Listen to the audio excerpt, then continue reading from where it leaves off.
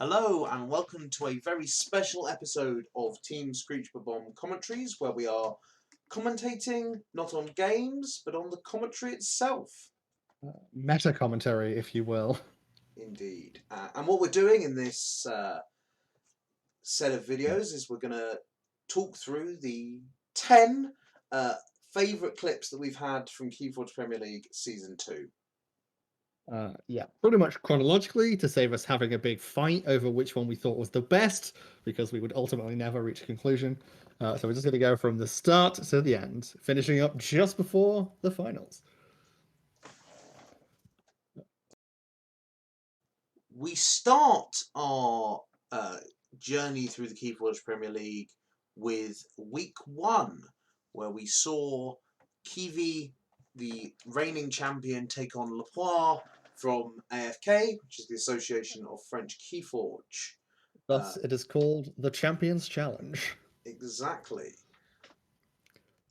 Ultimately, Kiivii went on to lose this overall match, showing just the high quality that I think we were going to get all through the tournament from both sides. But we picked this game out of the three because it is a very entertaining masterclass on how to play around Brig. Because we've got two binary ruptures and interdimensional graft on the left, and some sort of classic, very high SAS coda on the right. And it was sort of, it looks as though it could just be over as soon as Brig happens, potentially, but you will see what happens very shortly. See the binary rupture though, so it is going to be allowing Kiivii to forge. But using one of the amber on safe place. Yes. So that's depleting that resource. It is, yeah. But you know, Kiivii's made some progress here. This is good news for him. Oh, this is a big dimension door as well. Yeah, this is huge. And I see I'm going to go for the fight with the bat drone on maybe that ZYX researcher. I don't know. I don't think he wants it to be reshuffled. True. But he does anyway. But I guess maybe if you've got, like, say, a Lost in the Woods, and you know you don't want it like having maybe the only two creatures on the board is like that ZYX researcher and something else, so you're just happier to have it in the discard rather than go back in the deck. You know, LaPoire doesn't seem to be getting through his deck all too quickly. And that Lash of Broken Dreams is quite big, actually. Being able to kind of like increase that key cost and make Kiivii now functionally has to go, or has to have 9 Ember between Safe Place and his Ember pool to forge, is going to make that Brig even more terrifying now. And so LaPoire's deck has 2 Tesmals. One of those is on the board. So it is possible here to get a Tesmal pseudo lock. It is, yeah. I can see Kiivii probably killing this Tesmal in this turn by the looks of it. Yeah, he's using the Novi to fight in the Battering to finish it off. But yeah, definitely Tesmal locking would have been a possibility there. You know, it's the kind of thing where if you can just make someone play one house and they've not got any of that in their hand, then they're a bit screwed. But Kiivii there preventing that becoming a possibility. And I assume we'll reap with something here to get on a check. He may want to get rid of the Shula because at this point you kind of want to reduce the value of a dis turn from LaPoire if he is going to stall Kiivii out as much as possible lashing. So potentially a good idea to maybe like ram the Archivist into the Shula. I was just thinking that, yeah, I would 100% agree with that. But so you've got to think here then, LaPoire didn't play the Brig when Kiivii was threatening, well, forged his first key there. Does he just not have a binary rupture in hand then at this point? Yeah, he got the IG very quickly, but I think he's done a good job of maybe trying to convince Kiivii that he did have it. Yeah, I mean, I was definitely convinced, even if Kiivii wasn't. And we are going to see a dis turn here. With the second Tesmal coming out. But unfortunately his friend has already been brutally murdered by a cabal of robots and scientists, so we are going to see the Shula fight into that. Ganymede Archivist is a surprising one. I would have thought the Mother would have been a more attractive target, or the Nova Archaeologist. Ganymede Archivist is not the one that I would have gone for. Kiivii's stacking up a decent archive now. So yeah, maybe just looking to go for a big Untamed turn at some point. Possibly like, just if he can get this second Keyforge, then he knows, okay, I can just go ham with an Untamed turn, and LaPoire's Brig does nothing at that point. Callum has suggested that Cabal can be the word of the day. Cabal seems like a great word of the day. I'm very happy with that. So I think this has been fantastic play from Kiivii here. You know, has been playing, like I said earlier, on a tightrope, knowing that potentially he has a Brig, like potentially that could end the game functioning for him. He's been playing around that, yet still advancing his board, still advancing his Ember total, still advancing the game excellently, and playing this very well. So this could be the crunch time, I think. This is now the point, I think, where if LaPoire has the Binate Rupture, he just does it. Oh, and he's picked up the archive. You've got to think this is... There it is. Yep, here we go. Oh. So that is 10 amber. Yep. On the Brig. It is indeed. Put LaPoire up to 11. And see logos coming on out. And this is all of this stuff that he was chained with. Is this just curtains?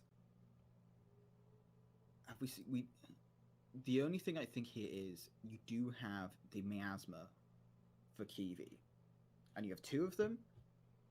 And can Kiivii get enough Ember in 2 turns playing only shadows to get this? Or we're just going to see the Untamed.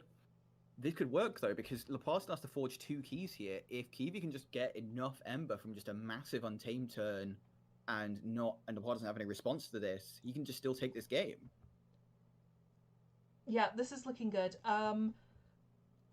There is the miasma is in the discard pile. The miasma's gone, yeah. LaPoire potentially does have 1 or 2 routine jobs, but 11 is far too much to 11 is far too deal much. with I that. think this is Kiivii's taking it. Yeah, this burst is going to be way too much to deal with. Bounces the Flaxia, gets double off that. He's generated And 18 you amber. see the concede from LaPoire. Excellent play by Kiivii there. You know, brilliant play by LaPoire too, though. You know, he was really kind of like putting Kiivii in. We come now to clip number 2, which we've entitled the 2-party system. So named because one of the decks, the translation of which unfortunately I don't have to hand, has both Captain Val Jericho in Star Alliance and Zenzik in Logos. 2 leaders, 2 parties. Yeah, and as you can see, both of these decks have Worlds Collide, Logos, Star Alliance, very high efficiency, and so are just going to do some absolute shenanigans. Both decks are able to produce turns that are almost impossible to follow and use all 3 houses in a series of wild shenanigans. And it makes for very entertaining Keyforge. And we basically come into this match not long after LaPoire, whose deck is on the left, has pulled off a pretty massive Imperial Forge combo, forging a key extremely cheaply and catapulting himself out into the lead. Lorenzo is looking to pull it back and does so in very spectacular fashion. And it was one of our personal highlights, as you might be able to tell from the Baron and I's incredibly excited voices during this clip. Understandably so. I mean, these circumstances, I'd be doing a big thing as well.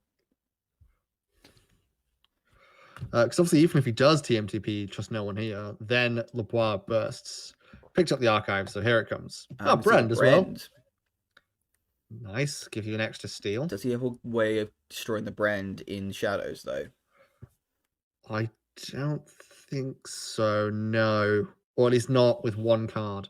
Oh, good with the TMTP as well, giving the Ember then to take back with the TMP. Yeah, that's why it's quite handy.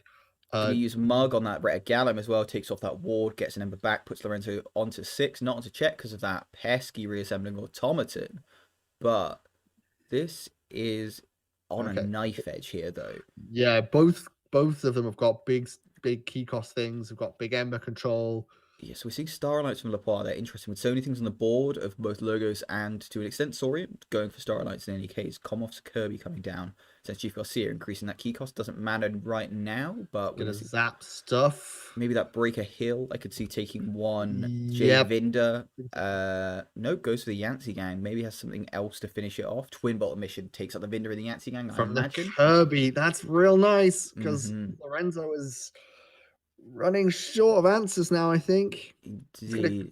He's still got that Brend, and if he's got that Quintrino Flux back, hitting the 3s here could be big. Because that's both comments of Kirby's, that's Chief Garcia, that's Edai, that's importantly Retta Galim, and it's the Brenda Fanatic. That might do it. And then I think maybe you hit like say 5s or 4s. I'd say 5s. I'd rather just get rid of that Lieutenant Kurukar. I think this matchup has shown the ridiculousness of the combination of Logos, Star Alliance, X. Yeah, the sheer amount of like efficiency and cycling you get from those two houses in Worlds Collide. Yeah, I mean you're a well-known proponent of that style, especially in the Worlds Collide format as well. Love it. I know. But to be fair, like you've got to say for LaPoire as well, though. Like I've just got to say, I was loving this kind of like big Saurian board. I think overextended a little bit on the Imperial Forge, and that may be kind of like where he starts to get these problems from. But he's in a commanding position. Is I think ahead of this. Yeah, I mean, if he can redraw that Imperial Forge again, he wins this game. I'm pretty sure because he can get more Ember on the Retta Galim or the Legacy Raptor, and then kind of get more Ember by using them too. You know, Lorenzo has got to find a way to try and kill Brend, maybe.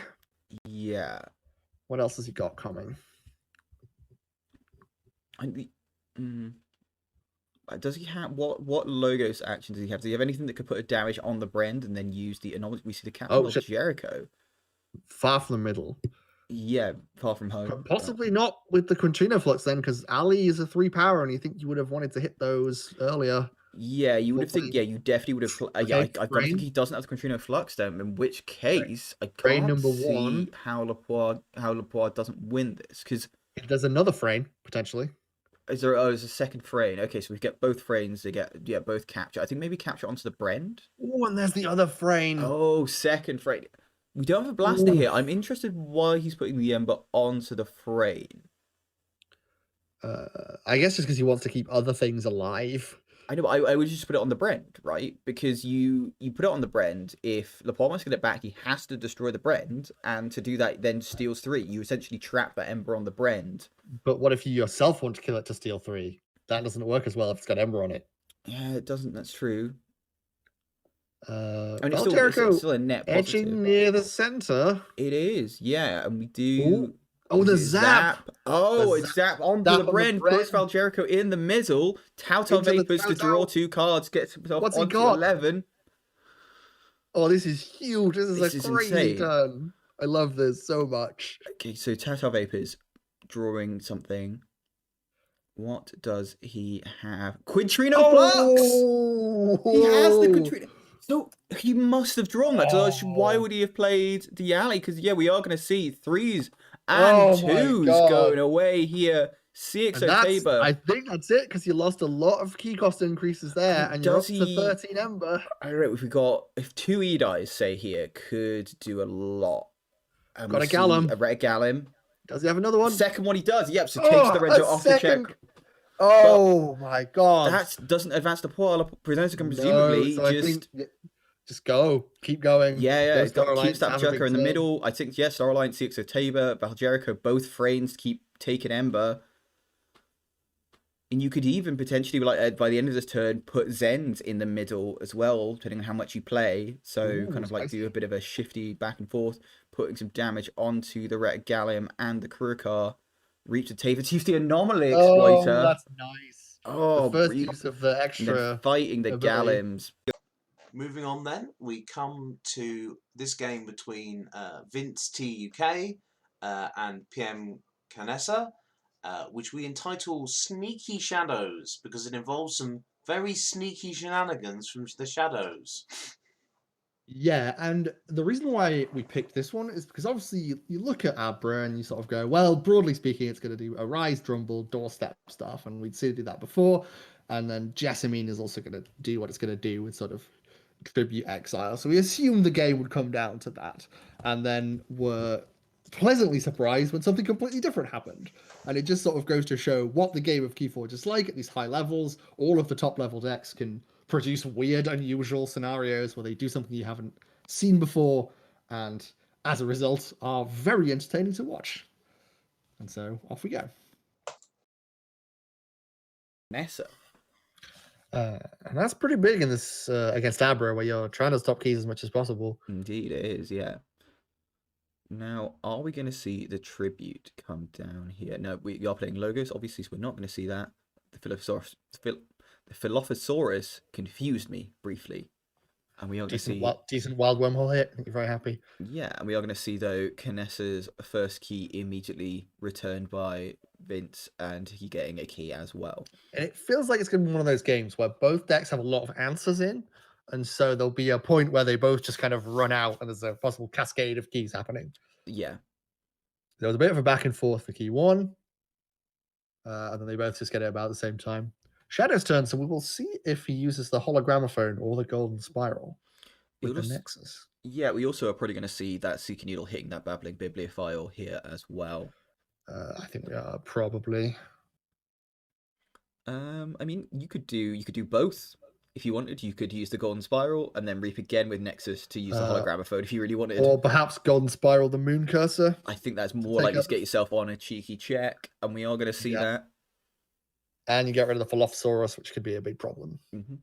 You could have, if you wanted to be risky, you could have just kind of like, oh no, because it does exhaust the artifact with the Nexus.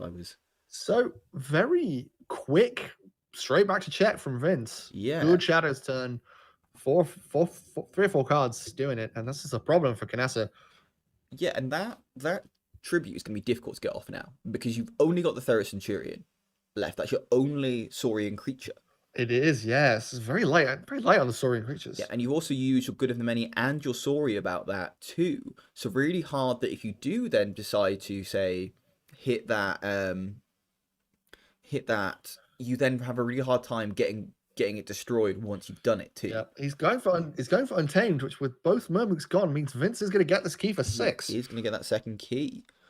I think PMNS could be in a bit of trouble here. I think like maybe his deck hasn't really come in the right order, but not being able to get that big Saurian turn off with the tributes, with the exiles, really getting that benefit from it has put him in a difficult situation.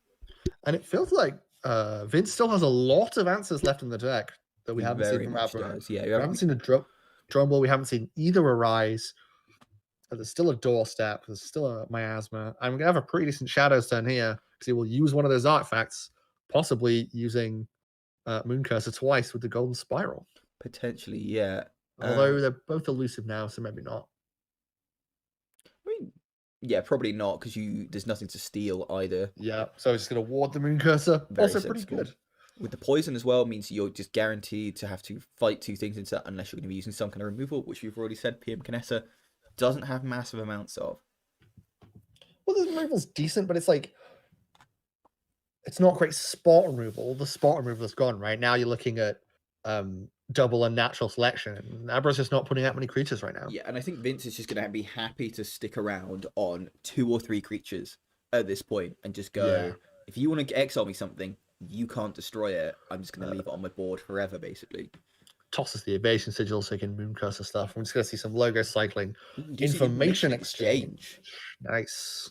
Archiving from the Edai here. Archives to 3, gets that key cost to 9. I'd be surprised though if we didn't see that Moon Cursor put the boots to Edai here. Sneaky, spiky poison boots. Shadows again, yeah. Yeah, and I think, we're going to see that Edai being hit, which we do. Seeker Needle to the Harmonia. And I imagine Nexus, just to warp the Nexus. If there's any other shadows in hand, would be pretty nice. Could spiral and use something again.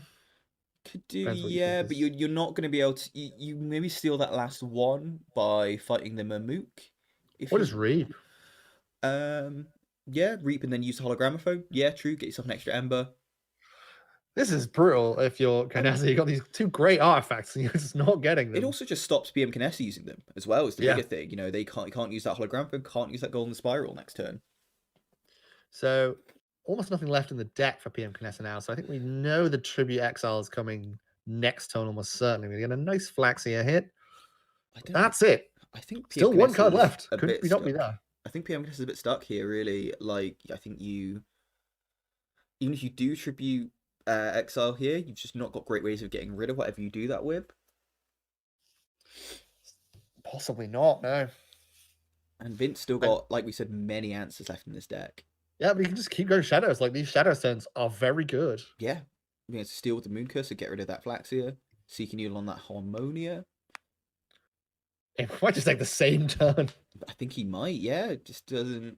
Presumably he's got a nice grip full of answers, like those doorsteps, like that kind of thing, and he's just happy just to kind of sit on those and go, you've got no way of getting rid of these creatures. I'm just going to leave them here, keep them warded. Can take both of those artifacts off you. Yeah, and it's relatively safe to keep exalting them as well, because if PMCanessa gets his Ember, presumably Vince has got a Drumble, a doorstep, something in hand just to take that off. Okay, Archive's coming out. Theros Centurion here. Okay, so you've got to assume we're going to see the tribute onto the Thero. Unless he's been incredibly unlucky and it's the one yeah, card, but there it is. There's Okay. the exile. But, and Chant of Hubris to move one onto that Thero, but doesn't have a way of destroying it at the moment. Discards the Golden Spiral as well.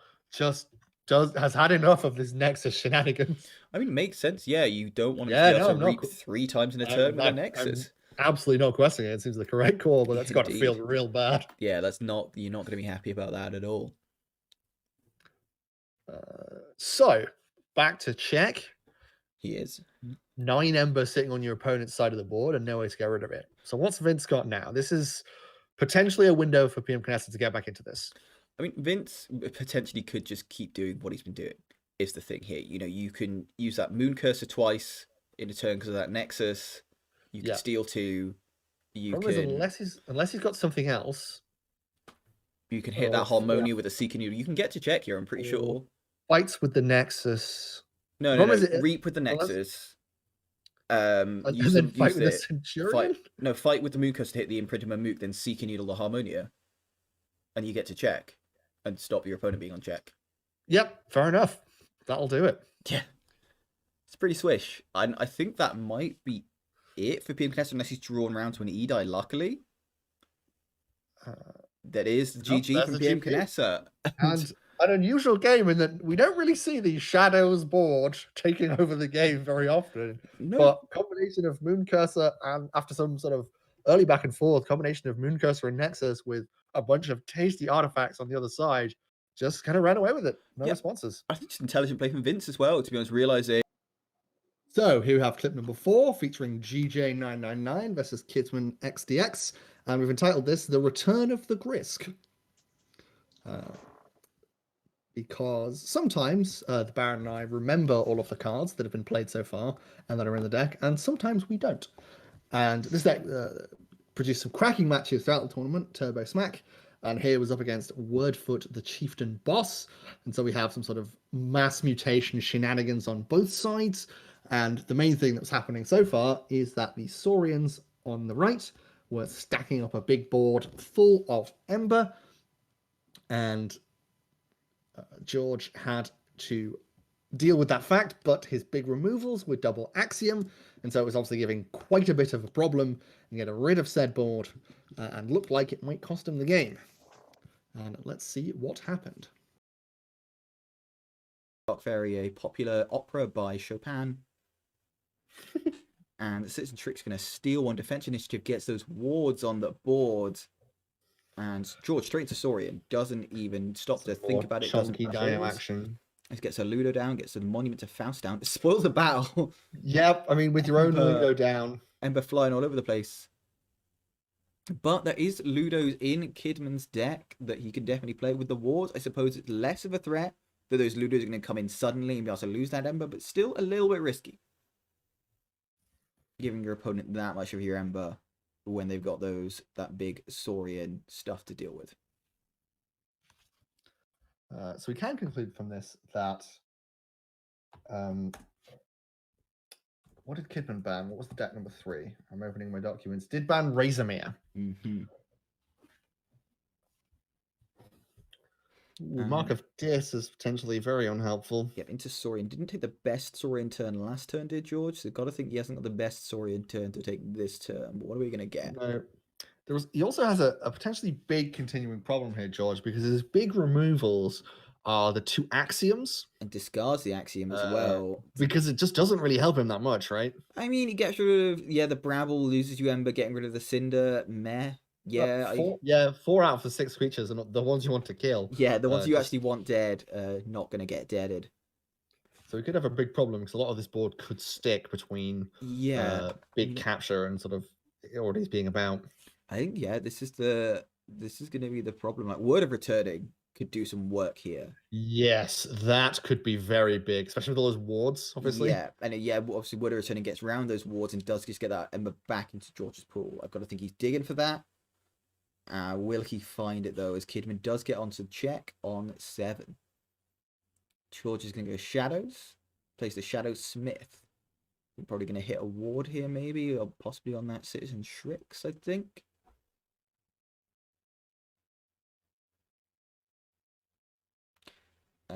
Nope, goes for the Thera Centurion in the middle there, plays a subtle auto, discards the Prefectus Ludo.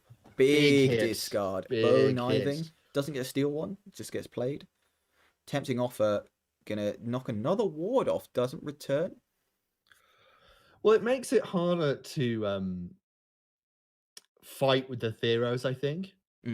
Yeah. And also, I think he's digging for that Word of Returning. He wants all of that back at once. I think in a way, though, the Shadowsmith, because of that, could not be worse, but almost as a bit of a double-edged sword. Because you've now got those Theros, numerous things they can fight in that are elusive. And just be able to capture Ember without taking any damage. Also, I think he's unwadding things because then the Word of Returning's killing the creature function. Yes, true. Wouldn't want it now because of the Ludo, but may have wanted it before. Well, I think with the Word of Returning, it's kind of okay with the Ludo because it still returns all the Ember, unless I'm wrong. I think it's the other way around. I'm checking. No, it's damage, then returns.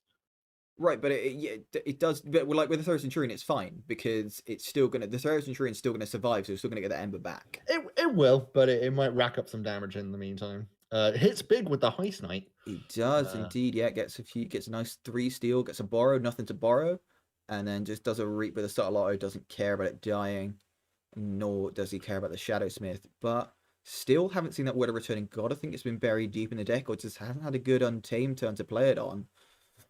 And we saw quite a bit of Untamed at the beginning. Yeah, and I suppose the thing is that Kidman doesn't have a good way of getting rid of his own Saurians at this point, which is what he really needs to do just to kind of like slough that Ember off with that Ludo. Yeah, you can start doing a bit of it with the Dark Centurion, but you would want stuff to like fight into. Potentially just reaps out here. I think that does seem the most likely one. Citizen Shrix is going to get Exalted, which, it's more Ember for George Tick, but he is having one stolen, so kind of a net positive for Kidman. He's going to lose another one to Snoret. Oh, he fights the shouldered off the board.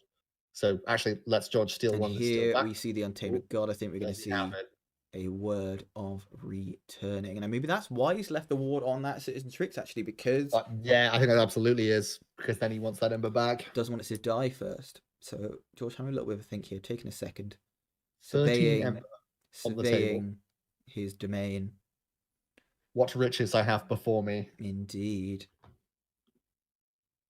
And some good creatures to get rid of as well. Getting rid of that Snoret, getting rid of that Thera Centurion is pretty nice. But this is a pivotal turn, I think this will be. Because I think the thing with here is that Kidman has surely been like at least somewhat setting up for this. He's known this was coming. He's been kind of waiting for this, and presumably has some kind of response in line. I don't know what the response is. I'm just kind of look at the deck list.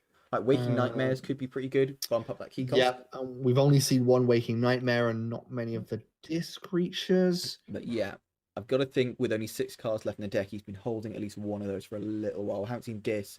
And I got to think if he wanted to play that Dis turn, we would have seen him play Dis and use the Snoret just to take that Ember off it. Alternatively, there's a scenario where he just starts to reap out with Saurians, hoping to essentially beat George to the punch, even if he has a huge amount of Ember on him. Oh no, we have seen both Waking Nightmares because one was discarded by the Punctual Equilibrium. Oh, we have, yes. We're professionals. Yeah, we got there in the end. It's fine. That's why there's two of us. We can pick up on each other's things. And there's the word of returning. George goes to 18 Ember. Whew. Lost in the Woods. I'm going to shuffle in the Frex Ludo and the Citizen Tricks. He's racked up some damage on some other stuff as well. Really but has, yeah. Ember Spy, real Mongrel big. too. And now Ember Spy, Mongrel, hard to fight into for these creatures. Yeah, because of the damage. Deals 1 damage to So- Surret with the Vault's Blessing. Kidman is on a 3-turn clock, approximately. Yeah, but does have some good things to deal with. Some Ember. Well, a lot of the big Ember answers have gone, right? So the Waking Nightmares, the Spoils of Battle. This is true, actually. Yeah, we are going to see Ooh, Untamed. Frog. So Yeah, if he can Savage Clash is that'll- got to think we're going to see here. Although, no, maybe not, though, because I wouldn't have thought you played the Gloriana's Attendant before. No, we don't, because I would think if you had the No. Savage Clash, you would have played it after the Dark Fairy, leaving the Dark Fairy alive, killing the so Key Frog. potentially speeds himself up, but George can just take out this Key Frog. I suppose it's also, it kind of is forcing George to take out the Key Frog, though, because the problem is, otherwise, Kidman can forge on this turn if George can't stop him, but does hit the Monument of Faust. So I think maybe just has made the calculation that he doesn't have the ability to stop like 14, 15 Ember. No. Maybe that's good for 2 keys.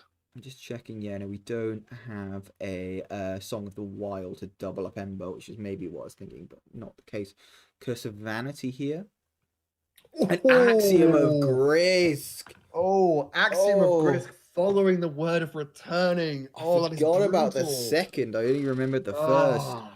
I put it from my mind because there was so much Brutal, Ember on brutal, creatures. I was like, brutal. oh, that's rough. And Kidman getting a bit of a board back, but George forging and still left on 7 after the Third Centurion and the Citizen Tricks is played. I don't see how Kidman can come back from this. George is probably going to get a couple more Ember here. You can actually just keep Kidman off check if he wants with the Saurians. Probably will take a different turn. Oh, I think Oof. no, I think what you could just kind of like do a bit of a, well, you've got plenty of creatures on the board to kill. You can crit that Ludo first, which hopefully you can. George having a think here. And I've got to say, both sides play in both these matches so far has played this excellently. Yeah, I they're think both doing what they need to try and win, setting up their outs. Yeah. Some excellent play all around. I think there's the thing is that like Kidman has kind of played excellently to get himself in a strong dominant position in both games. But I think George's decks are just so reactive, so good at just kind of like holding on by his fingertips in what looks like a dire situation and then slowly clawing his way back, punching the deck into submission and throwing him off the cliff to stand tall. Yeah, and I just think they have the relevant answers as well. Like Word of Returning, 1 card, absolutely swung this match in his favor. Devastating. As Kidman is going to force a second key. George on 9. Yeah. What's he got? We've seen the Spoils of Battle already, and that'd be the big kind of Ember control you need we've here. seen. Reap with the Citizen Tricks to steal 1, fight with the Third Centurion to capture 1. We can't even reap because he gets 1 from the Ember Spine. Of course, yeah. I suppose could fight with the Charybdis first, and then fight with the Ludo. Oh no, couldn't even fight with There it is. There it is. Win for George. GJ. Word of Returning MVP. Followed by a brutal Axiom of Grisk having taken all of the Ember off. So we come now to the next clip, and the last clip before we got to the elimination stages. Although this might actually have been a wildcard round, I can't quite remember. Now that's round 7, coming in at the last sort of normal group round. Mr. Ashepelev, playing Donovan, was undefeated so far, and we thought pretty much reasonably odds on to take this match and finish up in the Eastern group undefeated. But as it turned out, this game was particularly, how do we say, fast. Yeah, but partly because this is some of the fastest Keyforge that Lark and I'd ever seen. Like, we were genuinely just struggling all match to keep up with the sheer speed at which these people were playing cards. Which is why that this clip, quote unquote, is a full match that only took about 10 minutes. Yeah, I did the math. It's not even 10 minutes. Not even that. And you'll see from Donovan on the left why this clip is entitled Not Quite So Routine. Opening from Gorebelly. And I would be instinctively to put this towards a better match for Donovan because Gudrun is going to excel in games where your opponent needs a board you can crush a lot, and Donovan just does not at all. No. We only see Positron Bolt, just damaging his own Ashepelev, and he's going to discard the offensive principle, saying, "No, not this time. I will not Bob-Omb hole the offensive principle." But Gorebelly, well, how is he going to respond to this? Goes logos. Backup copy onto the Titan mechanic, and then Entropic swirls it. And puts it on top of his deck. Very nice. Cutthroat Research Sloppy Labwork gets himself to 6. Discards the Swindle. Yeah, I think that's sensible. Like, Swindle is a good card, don't get me wrong, but it's a card that is useful in, like, quite specific circumstances a lot of the time. And, like, early game, it tends to be a lot worse, because early game is when you really can't afford to be dropping a turn. Later game, when kind of things are a bit more down to the wire and you know what your opponent's got left, you can play Swindle with a lot more surety that it's the right play. Ashepelev gets a bit of breathing room. Gorebelly does not go to check this turn. No, but does play some nasty creatures in Anguish and Streak and just gets rid of that Misery Exploit. You're going to see a Twin War Mission though to get rid of that Streak, and we're going to see a Titan Mechanic and a Ganymede Archivist put on the board. Shadows for Gorebelly. All right, will we see one of the 3 Ronnies? Let's find out. We're going to see Perplexing Trough discarded Dustin for Ashepelev. That's a good one to get rid of. I think that's a good hit in what is looking just like it's going to be a race. Furtive Investors, nice one. Just get a bit of Ember off of that. Nerve Blast onto the Ganymede Archivist, and that's all she wrote. Gorebelly sticking on 8. Will Ashepelev have the twist to take him off? And Ashepelev going for Dis. Not really the Ember Control House. Using a Flame Wreathed on Ganymede Archivist. Going to reap with the Ganymede Archivist. Archive something. We know not what. And Shula put himself on check, but can't stop Gorebelly as he draws First Blood and gets his key. And I think you're feeling pretty good with your Gorebelly because you've got the first key. You haven't really seen any of the Ronnies yet. We are going to see Disc definitely just fight that Anguish into, say, a Shula, which he does, make Ashepelev's keys cost 10, Cull the Weak to destroy the Ganymede Archivist, play another Anguish, discards a key to Dis. Doesn't want it to be poltergeisted, which I think is very reasonable, especially as you don't think Donovan's going to care about board. No, Relentless Whispers, though, is going to take out that Anguish and steal one for Ashepelev. Discards the Bad Penny. And maybe this is where we start to see some of those Ronnies coming down. Ember with a Yancey gang would be a good time for it to happen for Gorebelly. He's going to put that Shadow Self next to the Titan Mechanic, though. Chooses to discard the Ghostly Hand. And plays a Ronnie Wristlocks. Steals 2. I guess just wanted to limit the amount of stealing that can go on. Yeah. Plays another Ronnie Wristlocks. Knocks him off the check. But it does mean that it's interesting. Would have got the key there, but his opponent would have stolen an extra 1. So I don't know. And we're going to see Dis from Alex Ashepelev. Control the Weak. Presumably going to get into Shadows again here. Plays a Toxin. And of course, leaving that left side open on that Titan Mechanic. And going to Poltergeist. Use the Dominator Bauble. Use the Titan Mechanic. Maybe fights. And yep, fights the Yancey gang there too. Very nice play. But Gorebelly is going to get second key. For 5 as well. Yeah. But it is worth noting we have seen no routine jobs so far, and I think there's probably one tucked away in the archive. Gotta think so, yeah. And this is the thing. This is where like Ashepelev's deck can really just accelerate out of trouble by just repeatedly playing those routine jobs, stealing, 2, 3, 4 Ember at points. Yeah, because you've got to remember, it's like there's 4 cards, it's 10 Ember worth of steel. So if you're Gorebelly, you've got to generate 16 more Ember probably to forge. Yeah, the key, which that deck can do, obviously, but you've got to do it before you lose. Yeah, definitely. I think the big thing here for Shepelev is, though, that he does get another steal from Ronnie, but doesn't So- stop this forward, so Shepelev's going to forward. The thing with Shepelev, though, is he can't go to too high levels of Ember, though, because you have the Cutthroat Researchers knocking around. Yeah, so you kind of you don't want to risk that too much. No, it's a delicate balance, and discards the Unlock Gateway for Gorebelly. I don't think he'd be too upset about that, really. So steals one with the Pit Demon to keep him off check. Yeah. Tight Mechanics sticking around. Yeah. This is looking good for Gorebelly, I'd say. We haven't seen any routine jobs, though. At all. I don't think. Let me just check the discard. No, none in the discard. You've got to think that Shepelev has at least one, maybe two in hand, but could be as many as 3 or 4.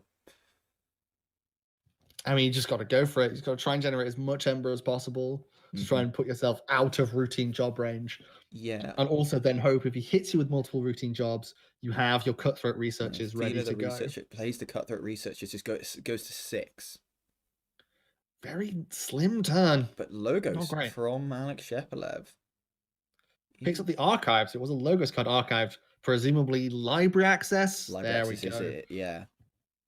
So this is going to be a colossal amounts of draw, I assume, given I don't think we've seen much. You see Doc Buckton. I assume phase shift into a have you seen phase shift yet? We've not seen phase shift yet. So I think phase shift into a routine job could be on the horizon. As we have seen something next, that Titan mechanic now, to make that more effective. And Twin Bottle Mission kills Philo Researcher and a Ronnie Risklocks. Neutron Shark. And draws a card with the shark. And discards the phase shift. Oh, that's rough. That's This gotta hurt. Is that game losingly interesting. bad? That could be. I don't know. That is. So this clip is our first clip from the Octofinals, which is another name for the round of 16. And we picked up this one because these two decks are, in a lot of ways, extremely similar. Just almost comically similar, right? The amount of turns where one person did something and one person did the exact same thing is extremely high, which made it very entertaining to commentate. So, like, Jfilipeg took a turn where he stole one, and then his opponent stole 2 with the same information exchanges. Mentol takes him off check with a Ronnie. Jfilipeg takes his opponent off check with a Ronnie. Plays a Gallum. Yeah. They both did Ronnies and Kaimors so much. It was just an absolute spectacle to watch because they were just matching up piece by piece of what they were both doing. You sort of have the TMTP on one side with the Trix Emperor combo, and then the lateral shift as the big thing on the other. And we got all the way to turn 19 and found both players at 2 keys and 5 Ember apiece. 3 out of the 4 keys that had been forged so far, they had to pay 9 for. There was 2 keys with Universal Keylock and 1 with Arita Gallum. And it was just absolute knockdown, drag out fight. Both just struggling as hard as you could to keep the other person off key. That's like a sort of classic form of Keyforge, right? You just sort of... The Baron's a big fan, where it's like, I will not lose until I eventually win. Yeah, and I think this was particularly interesting as well because those two decks were so similar, because it's a really interesting test of the skill in Keyforge, where you've got 2 decks that you might think one is marginally better than the other, but very closely matched. And it was just an absolute test of skill. Yep, they both played incredibly well, and so we flagged it as one of our highlights. So this is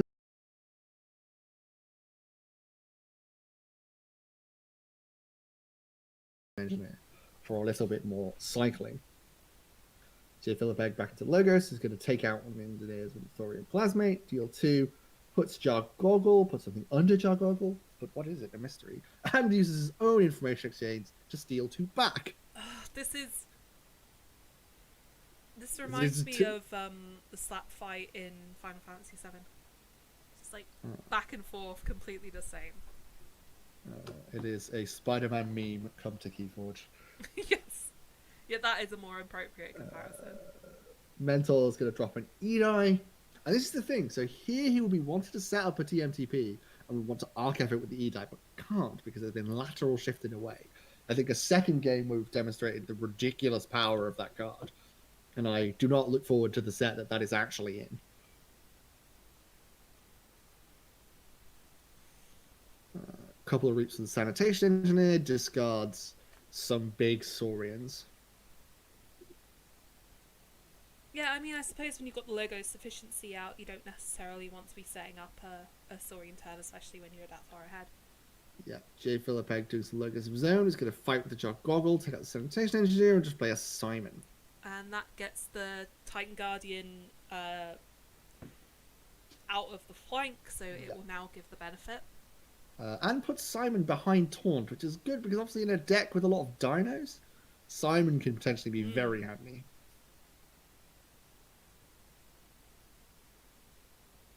I'm going to get Logos from Mentol. Wonder if he has the key lock here.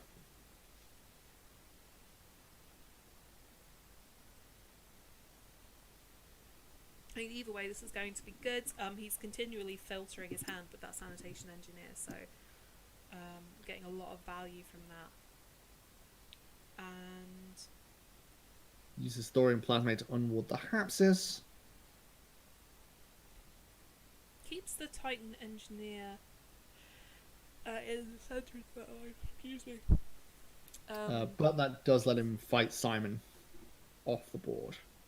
He's going to drop an E-die. That's going to be a big no to the key cost there.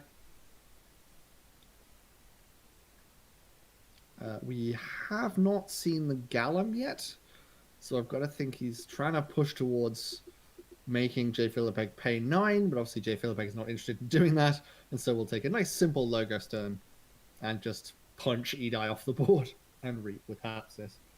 Sticks at 7.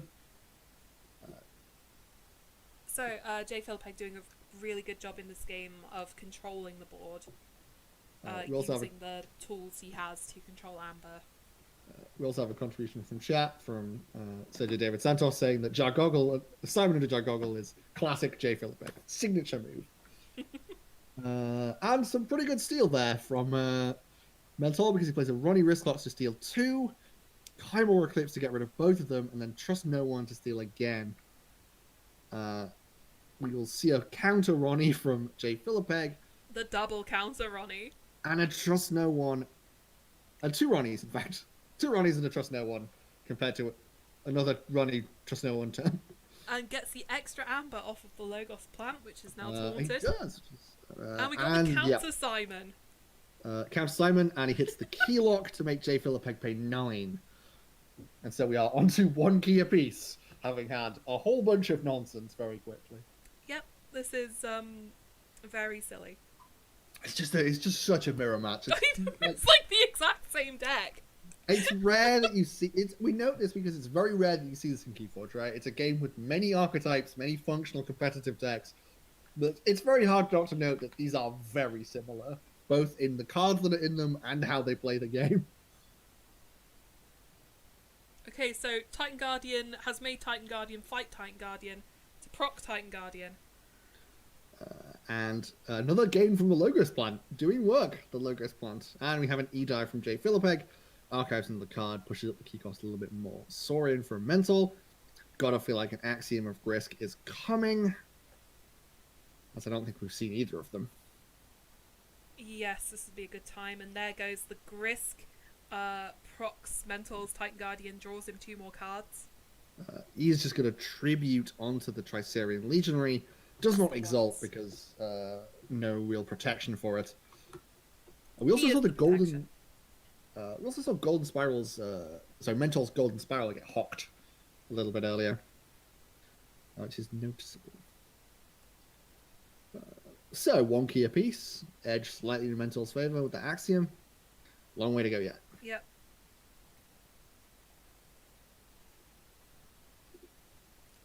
And feels like the opposite of Snag's Mirror has happened. You know, you have to pick the same house as your opponent did last turn. He's going to play a Ludo, Tricerian Legionary, wards the Legionary, as Mentol also just did. We have a Rita Gallum come down behind the Taunt, ready to rack up those key costs on a continual basis. Has the Spiral, is going to stomp Tricerean Legionary first, and then presumably spiral the Legionary into the Legionary. And chant a Hubris something onto the Simon. That's Goes to very nice. 6. That's a nice combo. We are going to get Shadows from Mentol. It's going to play Inky Gloom. Drops the Customs Office. Plays a Ronnie. Just dings the Tricerean Legionary back onto the deck. Hugger Mugger to capture. So takes Jfilipeg off check. Takes him down to 4. Goes to 6. And with the Inky Gloom stopping the Reaping, that turns off the Rita Gallum for the time being. Yes. So, Jfilipeg's going into a Saurian turn anyway. Could just be playing a second Rita Gallum. Very possible. And there it is. I guess now you still get some decent fights with the other two, right? You do. So you get rid of the Simon, fight the Ronnie off the board. And I was expecting Golden Spiral. Oh, it's elusive, of course. Yeah, so... Okay, so Saurian board. Ready to reap and make the key cost very high. Both players now onto their reshuffle. 1 key apiece, about the same number for both of them. We are going to get a Tribute. That's come back very quickly off the top of the deck. It's going to Chant of Hubris, something onto the Gallum. It's going to play a Gallum of his own. Yeah, very similar. Okay. Goes to 8. So, I mean, this game is going to come down to who can make the other person pay most for keys, I think.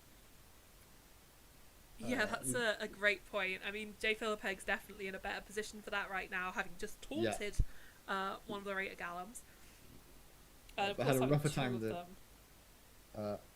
time with it earlier, paying 9 with the keylock. However, the TMTP is now back in the deck from Mentol's side of things, which could be what tips it if he can get a big TMTP off. Uses Rita Gallum to fight Rita Gallum. Goes to 6.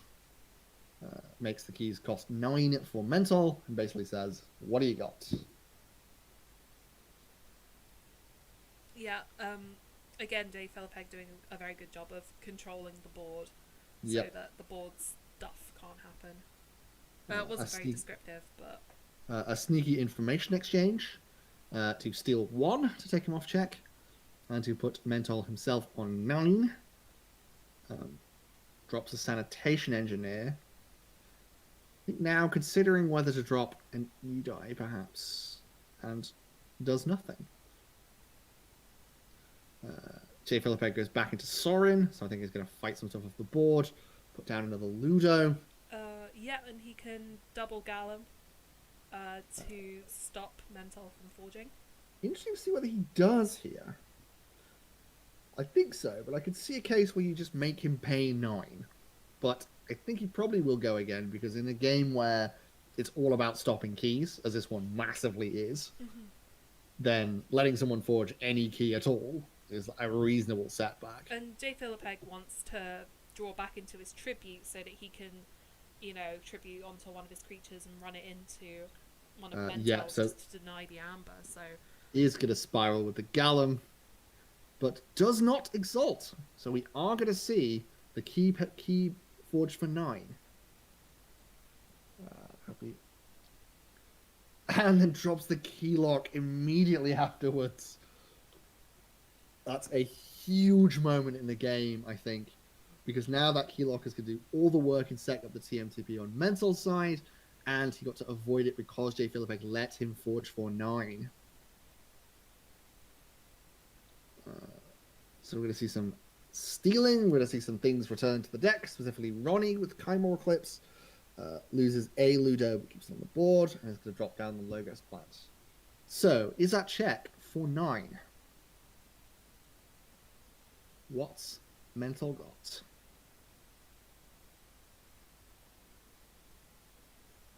I think if he can stop this key for maybe 1 more turn, he could be in a very strong position. Is going to hit the Chimera Clips, going to play an Inky Gloom.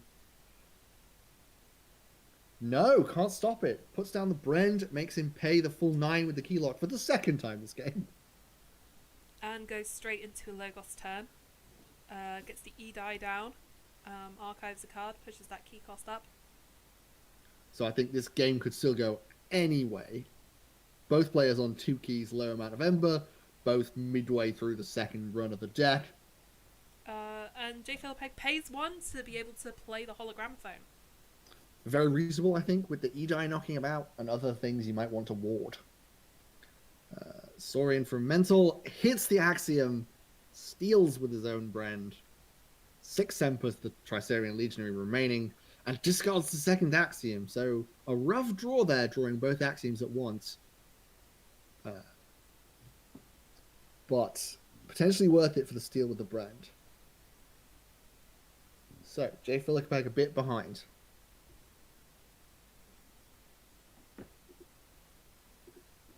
Close game so far, but very back and forth.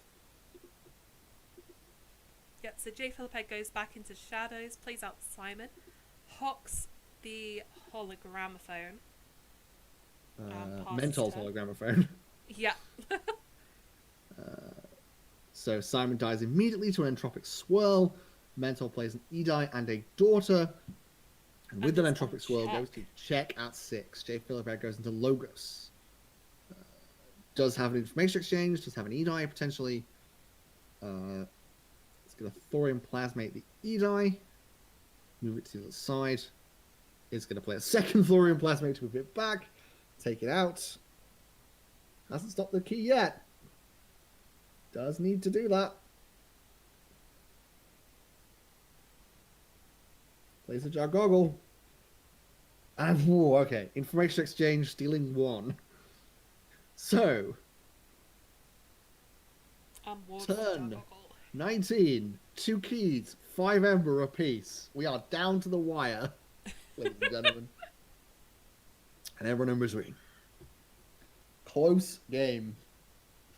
So different from the last one, which was like racy race. Just been back and forth the whole time. Yeah, it's been absolutely neck and neck, and both players pursuing a very similar strategy. Yeah. Got to remember that Jfilipeg has forged 2 keys and paid 9 for both of them. And Mentol paid 9 for one of his keys. So, 33 Ember spent on keys. 4 keys forged. We are going to see some Saurians from Mentol. He's going to put down a Pterodactyl. Just Phalanx Strike the Jar Goggle to get rid of that. Goes to 6. Yeah. And says, what do you got?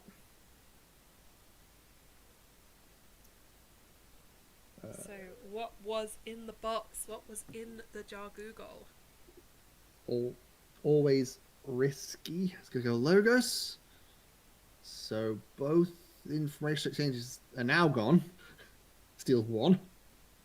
Plays an E-die. Wards the E-die.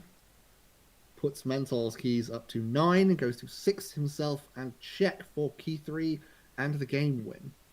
Yeah, Worth noting, I think from Jfilipeg, we have not yet seen the lateral shift on the second go around. Could be very big towards the end of the game.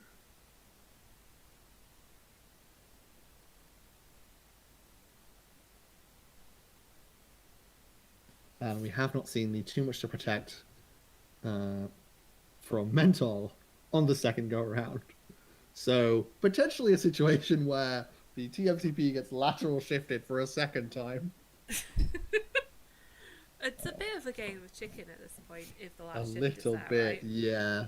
I would probably put money on that one card in Mentol's archives being TMTP. Especially having been burned the first time around. He's going Saurian, so we're going to see perhaps a Gallon, perhaps a Tribute. And Odawak takes 1 away from him. Does not go to check, however. So Jfilipeg gets a turn to essentially do something. Not sure what you do here, because you know the TMTP is a risk.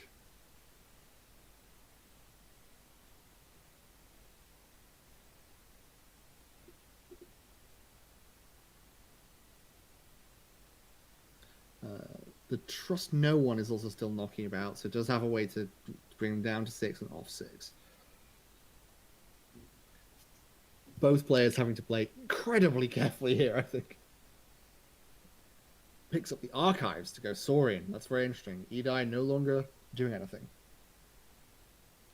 He's going to play the lateral shift. Here we go. Okay. What's he going to grab? You're feeling lucky, punk? And the thing is, yeah, now we'll see his full hand. And we'll have an idea of what Ember control he has available. What can he do? And how much can he stop him?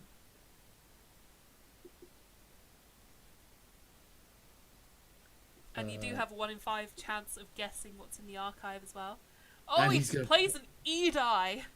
Okay, potentially very big. Gives him some archiving, takes it away from Mentol. Lateral shift is a ridiculous card. Soken. Oof, yeah. Soken got a couple other cards. Can Golden Spiral to get to 6. What's Mentol got if he loses that Edai?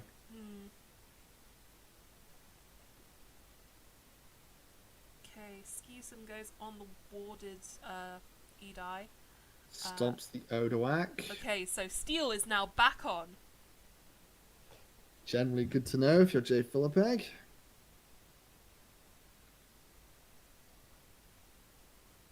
Yeah, I guess the question is now going to tribute onto the Edai with the Scutum on it. That Ember is gone. just not coming back. That is big. Goes to 10. And a Ludo. Just for good measure. So, does Mentol have the TMTP here?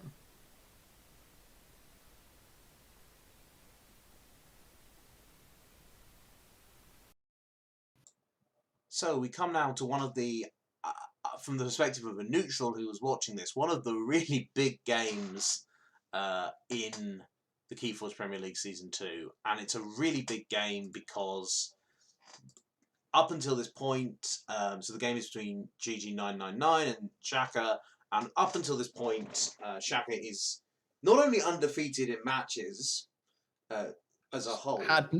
Had not dropped a single game. Yeah. So gone 12 from 12 in one of the Western groups, which is pretty damn impressive. Yeah, it was an incredible run up to the octafinals, and we picked this game because this is the first time that he sort of stumbles. He doesn't stumble completely because he still wins the match. Game's very close, but you sort of see on the right you have EQ, which is one of the grossest Martian Generosity key abduction decks I've seen, with a double and a pent seed to just recycle these things. And on the left you have Razormare, the Plunderer of Emptiness, which is sort of very disruptive, very fast Ember generation. And we join the players with George already 1 key in, and SIaka already having gone through both Martian Generosity and Key Abduction a little bit early. So trying to set up, bring them back, trying to use Sanctum to hold himself in the game. And George becomes the first person to defeat SIaka in the tournament so far. For something, but I'm not entirely sure what here. Well, with the with the chains, it's possible that he had like a 2-2-1 hand, and so dropping 2 cards may have just been the best that could happen. That turn, getting 2 stuns there isn't shabby. It's not. It's definitely not. It's definitely not at all. But interesting. I don't think we've seen any we've seen that gateway and control the week from George so far. So a bit of a mix here. Maybe he's not getting the best draws here, but has obviously got that key. Has George, so he's in a strong position here. But SIaka kind of getting the pieces out that he needs to kind of keep going at it. But give him some pause for thought here with a little bit of a from SIaka. Yes. Yeah, I mean, it's interesting. I think we saw early on, right? He got some of these tools out of order. But it seems to me like what he's doing here is he's saying, okay, how do I play the cards that I have to get the tools back into position? Yeah. And we're seeing that happen. The question is, really, can he do it in time against Razormare, which is really just going to try to sprint away with the game if you don't stop it. Definitely, yeah. He's found the edges of the jigsaw here, but can he find the middle? Is maybe how I put it. We are going to see the Glimmer remove its stun. A full moon's being played here. Of course, we've already seen the key charge. The key charge is gone already, so we're not going to see that kind of key cheat unless he uses an Pent Seed for that. Puts a camouflage on that Orbate. Reaps with the Dusk Witch. Plays a second Dusk Witch. Oh. Now, a Tendril to Pain here, I've got to think is what George may have been holding on to or maybe hoping to draw into, because that would get rid of both those Dusk Witches. And I think he'd be very happy about that if you can do that. Shadow Wave would do it as well. There's a lot of ways it could happen. Yeah, but we can see the Terror. I control the Weak into Untamed. Interesting into Untamed with the three creatures there. Do more of this. Yeah, and you see another Pent Seed come down. That's good. But, if he reaps with 3 creatures, that puts him into, he's going to forge. So maybe you're pretty happy with that.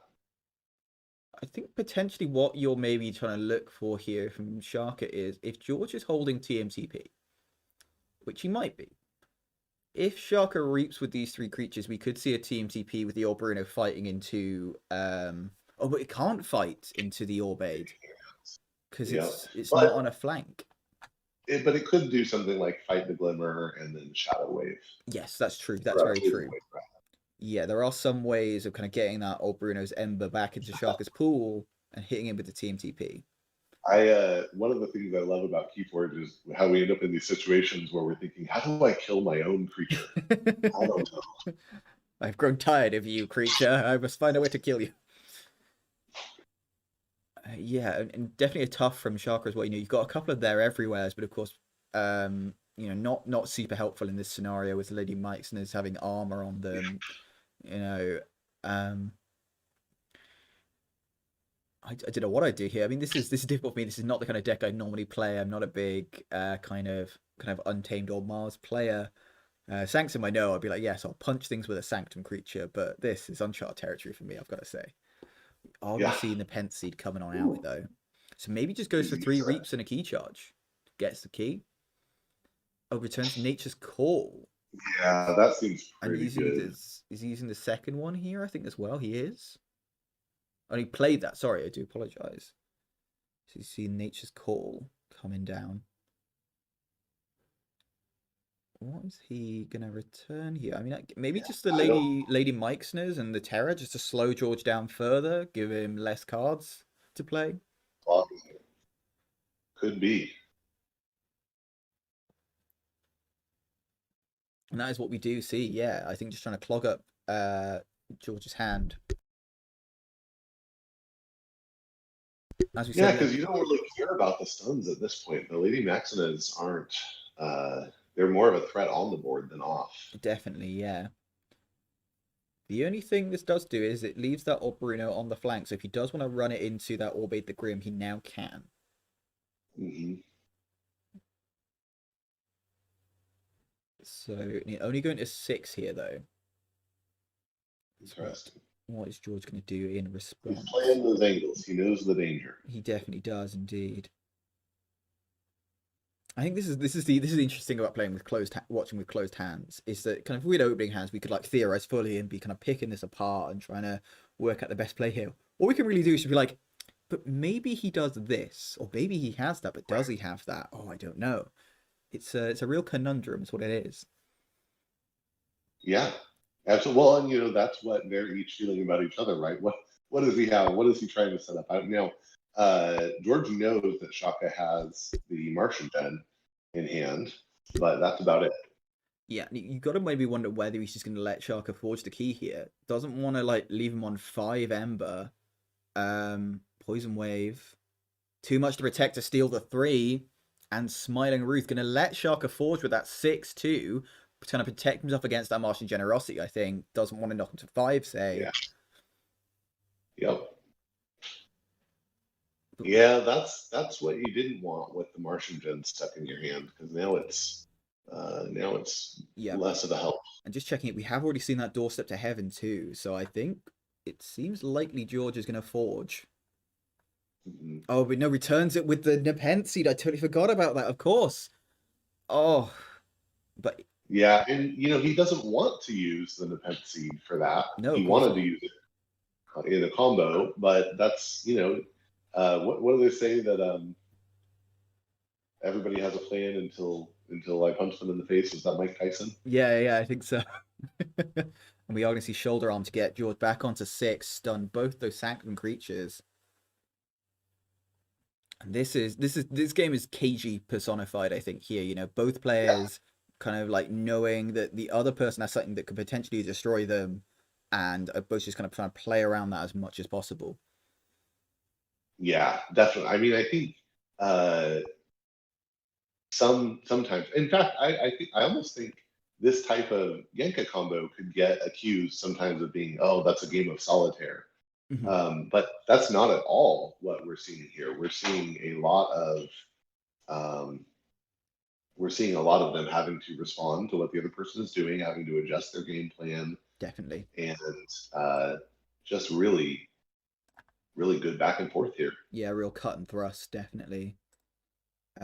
So yeah, interesting for George. We've kind of seen both the control the weeks have gone. We've seen the gateway to disregard, and we have just seen that Martian generosity here. But obviously doesn't have the key abduction, so again that's going to go into the discard, and it's in the discard after the draw as well, so it's not going to get shuffled back in either.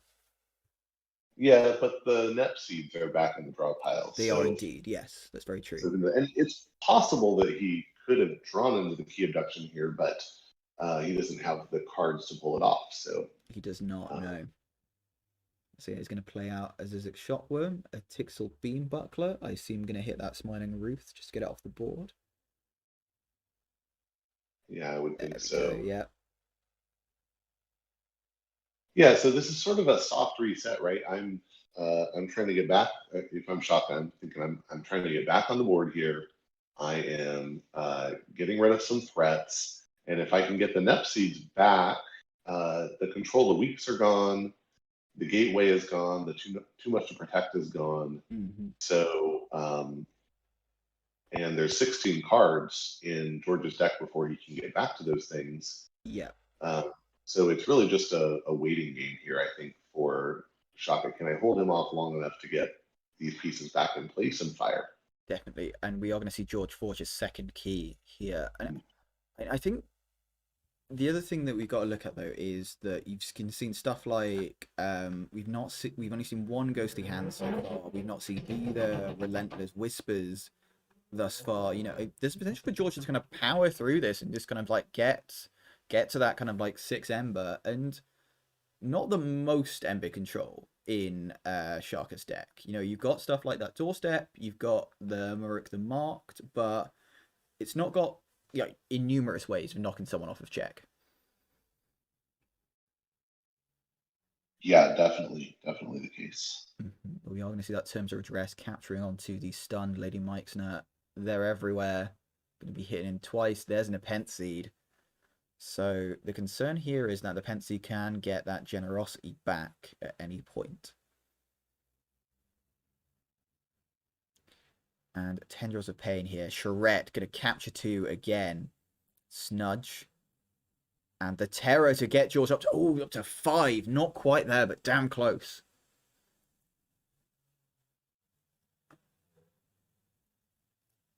Wow, yeah. I mean, the clock is ticking down. It definitely is. Definitely ticking down.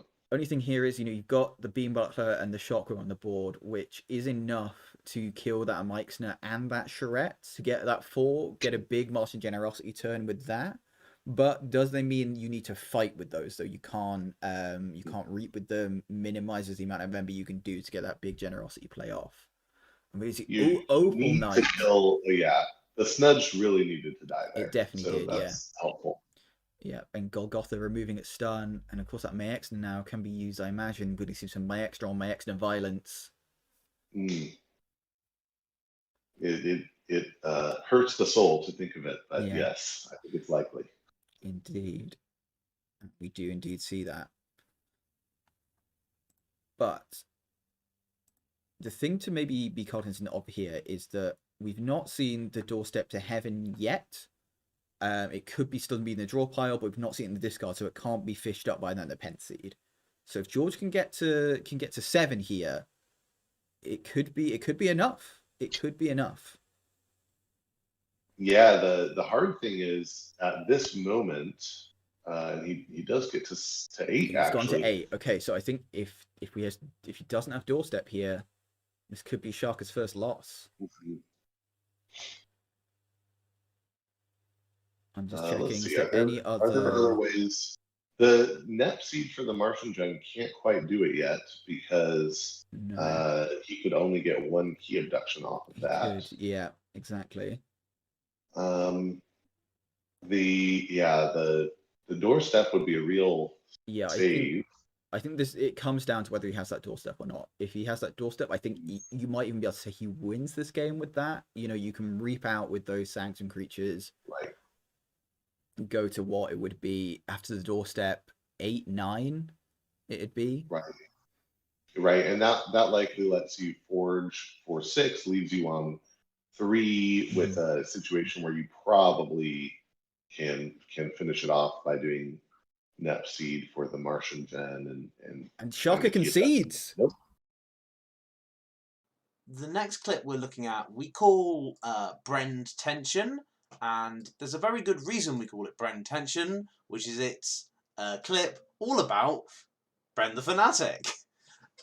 Yeah, so you had from Panspring the Fangtooth Cavern on the board, so knocking off the smallest creature at the end of each of Dammat's turn, and then Unarmed Goat's turn, and you have a Brend the Fanatic on the board. So both players are trying to either stop Brend being killed or get Brend killed, and it was incredibly tense. This is sort of every time it was like, can he do it? Can he avoid the Brend being killed? And Unarmed Goat had come like out of the Western groups as sort of almost a surprise upset, having taken out some of the big players from Team SAS and Team Kip in the process. So there was a lot of sort of public support behind him, and yet Dammat was one of the season 1 finalists. So it was a question of can Goat claim another big scalp in the KFPL season 2, and a lot of it was going to hinge on when and how and if this Brend died. Yeah, and the exact circumstances in which it happened and everything around it. And it's just a really fascinating bit of Keyforge where you're playing around. And Goat playing the deck very well. Yeah, I mean, you're really just playing around 2 specific cards for a solid, I think it's like a solid 9 minutes of this game is so much around dancing around that Brend Fangtooth combination. It is super enjoyable, and I think at one point I do say I'm on the edge of my seat, and hopefully you will be as well. Infernus, Red Alert, some cards you definitely don't want to be seeing going away. Yeah, that Infernus especially, and the double Pips Narette, so both Ember Control and Ember Generation losing out there, and he puts down the Brend, but with the Fangtooth Cavern doesn't necessarily need the Spike Trap, because we now have the continual thing of Unarmed Goat kind of has to put down a creature. Yeah, we do see the Ritual of Tognath here getting 3 Ember for Unarmed Goat. Does he have an Infernus to take advantage of this? He does have an Implosion to destroy the Legionary. And an Inspector to stop the Brend being destroyed. And hits an Imperium with killing the Inspector with the Fangtooth. Very nicely done. And Dammat is going to forge a key here. 1-1 now, but Unarmed Goat on 8. And I don't think Dammat has a way of readily killing this Brend right here. No, without the Spike Trap, you're having problems. You can do it with no safety numbers if you have both Ronnies available to you. I think we have seen one Ronnie already, I do believe. No, we haven't seen any Ronnies yet. I was incorrect there. I could have sworn we saw one. It doesn't seem to be in the discard. I kind of eclipsed it. Ah, I see. So we had seen one, but he's gonna hit a Ronnie. But Unarmed Goat, we're gonna manage to forge a second key here. Yeah, because he just can't quite kill that Brend. Yeah, and also the trouble with this Ronnie means that it's another creature that's smaller than Brend, means Brend isn't going to get destroyed. But I think, obviously, Dammat wants that because Brend can't be stealing anything right now with only 0 Ember Yeah. in UnarmedGoat's pool. So turn 5, key 2 from UnarmedGoat. Yeah, no hanging about your kind of Keyforge, am I right? Yeah, I mean, Muffins as well pointing out that he is playing expertly around the cavern. Very much so. UnarmedGoat, so clearly has a lot of reps and a lot of skill with this deck. It definitely Double does. pip, lay of the land. Yeah, but a bit risky here. I mean, you do still have that Brend hanging around, and it's whether you can keep putting out creatures that are smaller than it, stop it killing itself. Not the easiest thing in the world. Got to turn here with the Ronnie. He does. But there's also Dammat on 6 Ember here. Can UnarmedGoat knock him off check from Star Alliance? I'm not sure if he can. I can't think of anything. I'd have to check some icons. Let me have a look. If you could do that, would be excellent. Thank you very much, my good friend. Potential capture with a Crewman Yorg. If he has it, which he plays a Crewman Yorg. But not the right Crewman Yorg. So swing and a miss there on the capture icons. But is another one out there just to be able to be killing instead of the Brend. But we might even see a Shadowstone from Dammat just using the Brend to kill the Yorg to give him one less thing to destroy and be like, you need to keep finding things to stop this Brend going off because otherwise I'm getting some of that sweet, sweet Ember. Yeah, and it could be especially crushing now they're both on 2 keys. Yes. Obviously, if Dammat gets a couple of Ember here, it could be if you don't stop the Brend from dying, I get 3 Ember and forge immediately at the start of my turn. Exactly. This is a really tense game here. A lot of things moving at once. A lot of kind of like things that have to be borne in mind now with that Brend. It's really kind of like just change the game. Yeah, and that's one of the reasons people like Fangtooth Cavern quite a lot, is that sometimes it can create these interesting games where both players are sort of trying to maneuver around the Fangtooth and are trying to make sure that more of your opponent's creatures die compared to yours.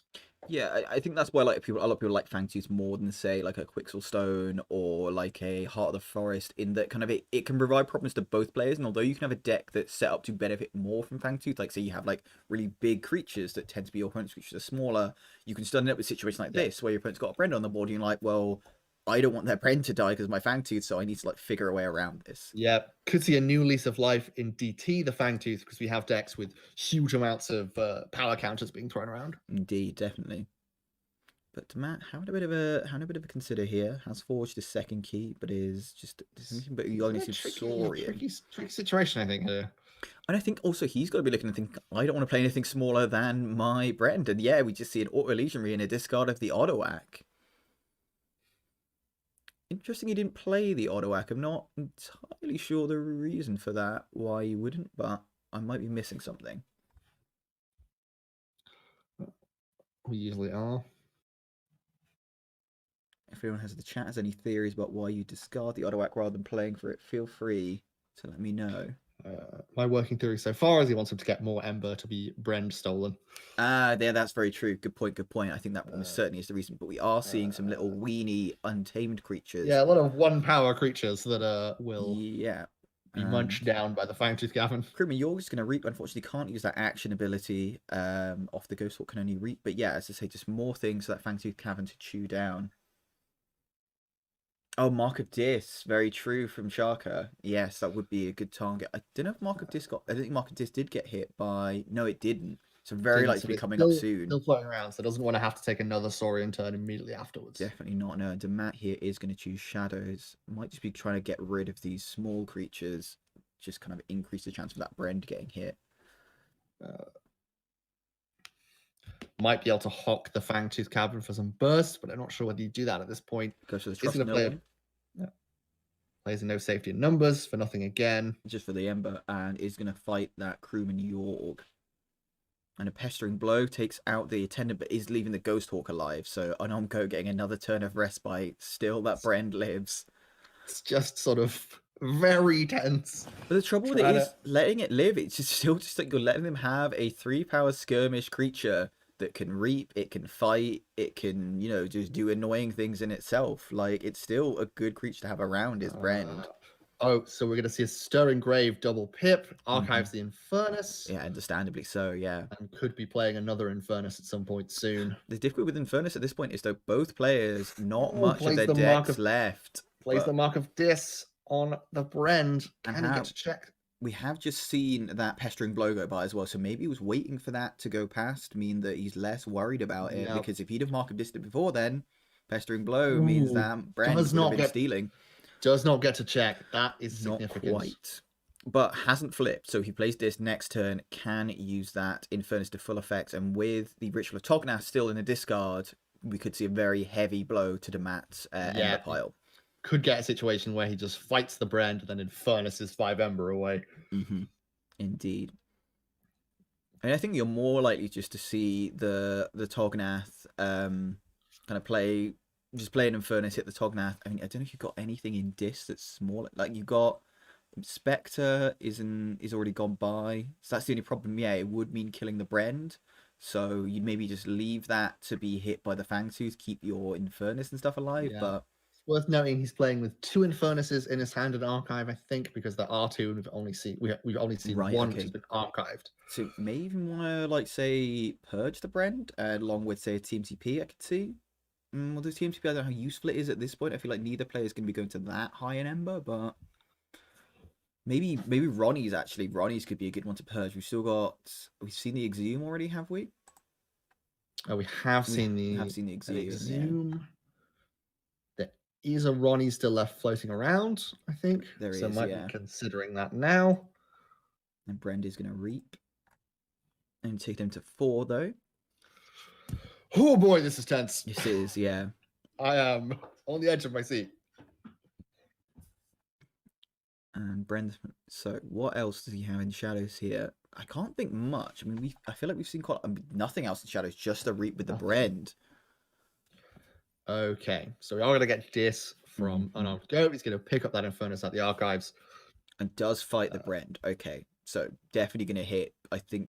Come to the quarterfinals, and I think it behooves us at the start of this clip, which we're calling 2 Perplexing Boys, to note that all of the quarterfinals had some absolutely incredible bits of Keepforge. Yeah, it was hard to pick out moments from the quarterfinals because I think all the games and all 4 of them were absolutely top notch.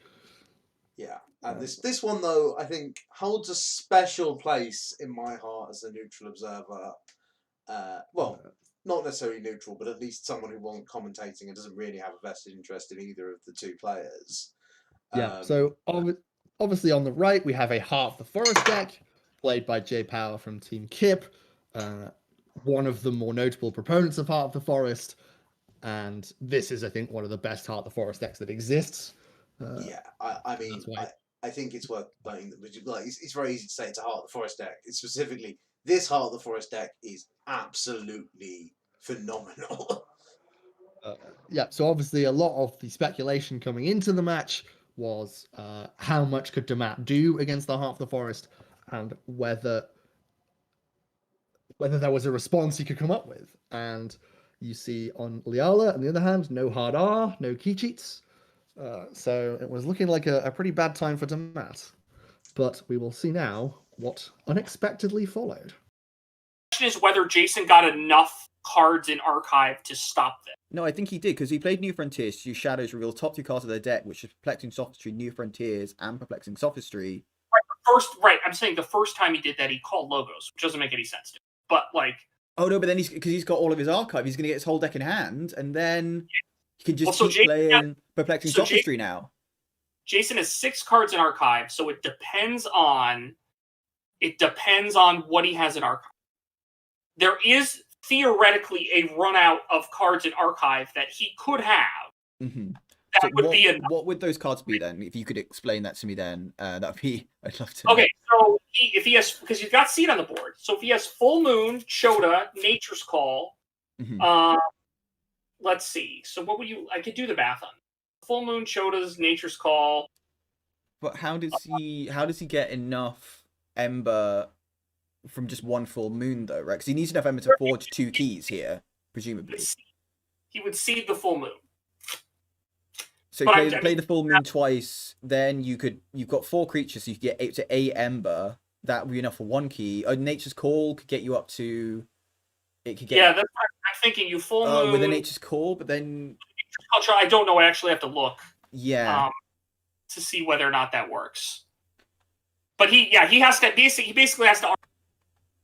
Which is possible. He would need a bunch of cards. But he had the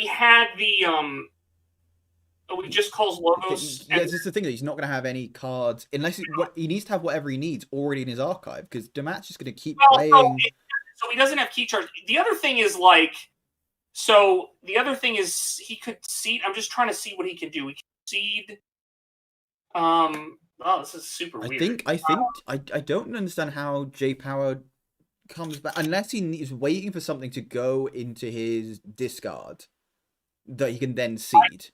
I think I know what he's doing. Okay. But what do you think he's doing? No, I think he's okay. Well, hold on. Let me look at the deck list again. But obviously this is difficult because we don't know what's in JayPower's archives. If we could see that, it would be really helpful, kind of figuring like what is happening here out.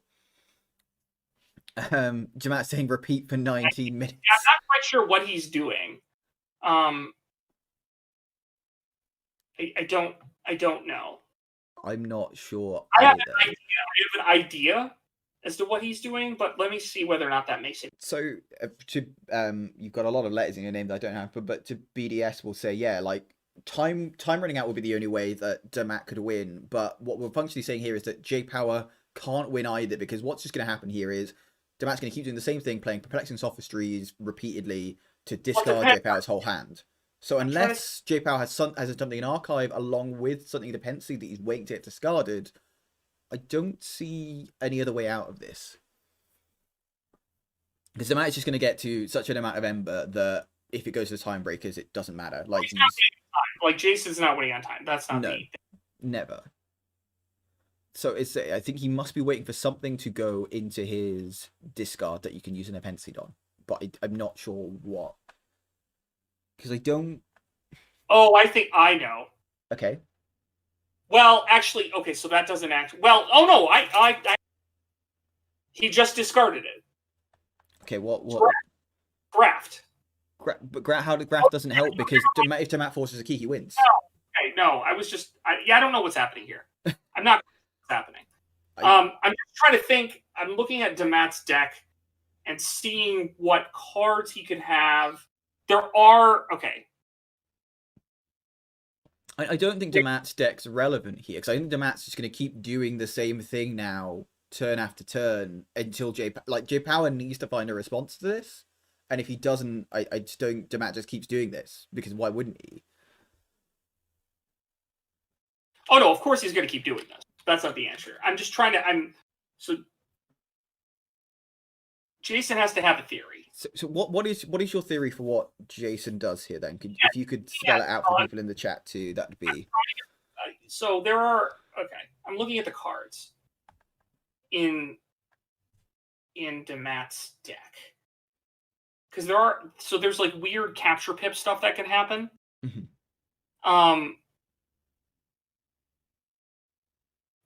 I'm not quite sure what's happening. Hold on, I'm looking. So, I think what we need to work out here is what Jason can do here. So, well, he has it or he doesn't. I think there's a scenario where he could have it. Because I think if it's going to happen this turn, because you've got pretty much Jason's whole deck in his discard. So anything that he's looking for, presumably, is in his discard right now. He's going to choose Untamed, so presumably he has the out that he needs here. I don't know that he has. I don't know that he can have it. I'm trying to think. He has 6 cards. Oh, yeah. Trying to see what Jason's discard is. Give me 1 sec. So here we go. He's got Chota. He's got Nature's Call. So there's nothing that's been added from Untamed this turn that you'd want to hit with a Defense Seed. So presumably... Right. So he has almost all of the people. He has Full Moon, Chota. I mean, again, there's 1 card in deck, so I don't know what the 1 card. Other than that, he's got Full Moon, Chota, Nature's Call. How many other creatures does he have access to? The thing is, so he's got a Tantadlin and a Witch of the Wilds in his discard. So he's only got, in terms of creatures, the other Tantadlin and the Chota Hazri. Well, we'll see. Yeah, so he plays Full Moon. He's just Chota Hazri. So he's conceding. There it is. Yeah, because we're going to see the Nature's Call here, presumably to return those. Well, that's... And ask, can he pull out something the Dependency? I don't believe there's anything Dependency can do here. Plays a Tantadlin.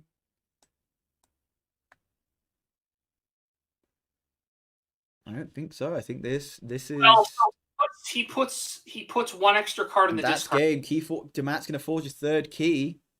No, he won't. Not now. Oh no, because Hot the Forest, of course. Right. Sorry. Yeah. But he put 1 extra card in discard. I don't remember. I don't remember what Dammat has in terms of draw in Shadows. So Nature's Call is back in the deck, right? Am I right thinking that? He could have drawn it to hand, but yes, it's back in the deck. And he leaves seed on the board. So this is what I will say. Jason thinks he has a lot, right? Jason is never dirtle the time. So Jason has an idea of what he can do. I'm trying to figure out what the idea. Yeah, I mean, and also just going to time doesn't help Jason in this scenario either. Like if he literally had no way to win and was convinced he had no way to win, he might have no way to win, but he is not convinced that he has no way to win, because if he was, he would have just conceded. So there is So there is something that he thinks that he can do, whether it's by a misplay or Dammat presumably thinking as well here, going, right, if Jason thinks he has a way out, I've got to figure out what this way out is to make sure I don't play into that somehow too. So okay, let's work this out. So he has seed on the board. He could seed for something and discard. If he keeps discarding his hand, he could seed for something and discard. What is the thing that he could seed for? He could seed for a Nature's Call. I'm trying to think of what the seed is. So yeah, Dammat going to go into Shadows, and presumably we're going to do the same. Actually, rolling it back, if he seeded for... No, that doesn't work. I was going to say if he had seeded for Knowledge is Power and played it to gain 6 Amber, but then he has all the Shadow Steel in the house that he's doing anyway. Mm-hmm. I don't know. I'm not sure what is occurring here. I think what we're going to see here as well is maybe we're going to see the Bone Knithing fought into something, because it's got that draw pip on it, so if it gets drawn with the Perplexing Sophistry, you can steal an Ember from JayPower too. Do that as well. Yeah, maybe Mug the Bow, suggestion from Dave here. We will see. But yeah, Dammat understandably, I think, just like puzzling this out, making sure he's not making... Because I think the game is on a knife edge here, because, like you said, Jason clearly has a line here that is there's something happening. And if you're Dammat, you want to make sure you don't like make a misplay here, because this is the crunch bit, I think. He's under the impression that he has a lot. I think we can fully see why, because he's gonna mug the Chota Hazri, fight the Chota Hazri off the board, and then he's gonna start the Perplexing Sophistry loop. And I'm just gonna keep the discard open for JayPower at this point, because I think it's gonna be relevant no matter what stage of the game we're at. So I think it's gonna be useful information. And yeah, it's just gonna just keep playing this Perplexing Sophistry, clear out Jay's hand here.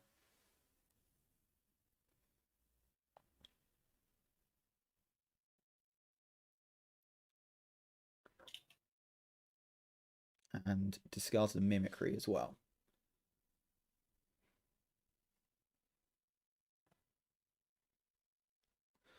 And yeah, so 43 Ember for Dammat here, you know, enough to forge what, like 7-8 keys at this point.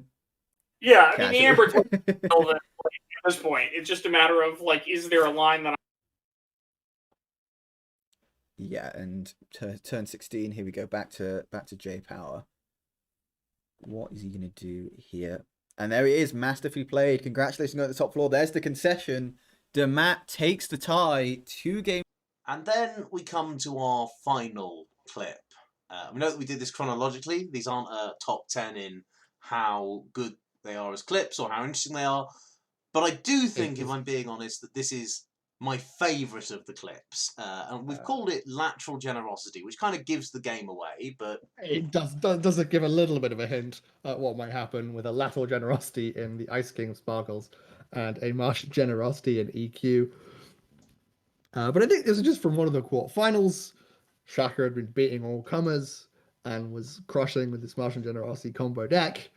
And it just goes to show the power of lateral shift. And also just in terms of highlights, we obviously had to put this in here. It was so entertaining, foreseeable though it was. It was just absolutely brilliant to watch. I mean, we So I say thought was- foreseeable, right? It's relying on one. Jfilipeg is relying on one card to do one card in his hand, and then one card specifically in Shaka's hand for this to be something you could predict. So this is true, but you know, you look at those two deck lists and you go, "Ooh, I wonder if that'll happen."